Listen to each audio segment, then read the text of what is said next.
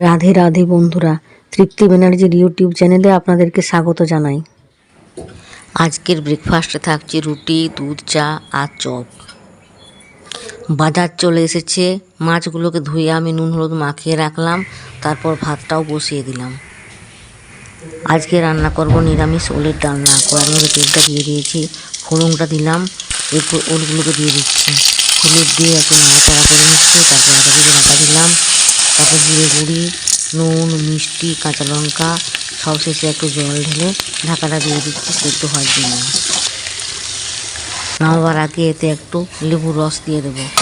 ওলের ডালনা হয়ে গেলে পর হবে নারকেল ভাজা। নারকেলগুলোকে আমি ধুয়ে রেখেছি, এতে নুন হলুদ মাখিয়ে নিচ্ছি, কড়াইয়ের মধ্যে তেলটাও দিয়ে দিয়েছি, এরপর এতে নারকেলগুলো দিয়ে দিচ্ছি, এরপর গ্যাসটা কমিয়ে ঢাকাটা দিয়ে দিচ্ছি।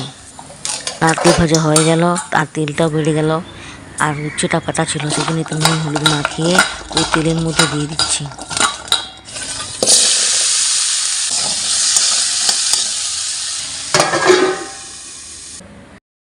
উচ্ছে ভাজার পর হচ্ছে ঝিঙে আলু পেঁয়াজ দিয়ে পোস্ত। কড়াইয়ের মধ্যে তেলটা দিয়ে দিলাম, তারপর তার মধ্যে পেঁয়াজগুলো দিলাম, তারপর আলু আর ঝিঙে কাটাটা দিয়ে দিলাম, তারপর কাঁচা লঙ্কা নুন দিয়ে নাড়াচাড়া করলাম। যখন সামান্য শুকনো শুকনো হয়ে গেল, তারপর জল দিয়ে ঢাকা দিয়ে দিলাম সেদ্ধ হওয়ার জন্য।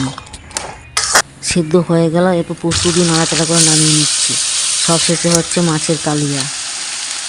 মাছটা ভাজার পর তেলটা বেড়ে গিয়েছিল, সেই তেলের মধ্যে পেঁয়াজ, রসুন, আদা জিরে বাটা, কাঁচা লঙ্কা, নুন, মিষ্টি সব দিয়ে একটু নাড়াচাড়া করে নিলাম, একটু হলুদ দিলাম, তারপর জল ঢেলে মাছগুলো দিয়ে দিলাম, একটু ফুটলে পরে নামিয়ে নেব। সে একটু গরম মশলা আর কাশ্মীরি লঙ্কা দিয়ে দিলাম।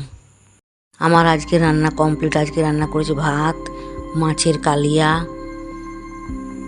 নারকেল ভাজা, উচ্ছে ভাজা, ঝিঙে আলু পেঁয়াজ দিয়ে পোস্ত আর ওলের ডালনা। আমার এই ভিডিওটা যদি আপনাদের ভালো লেগে থাকে তবে লাইক করবেন, কমেন্ট করবেন, আর নতুন হয়ে থাকলে সাবস্ক্রাইব করবেন আমার এই চ্যানেলটাকে।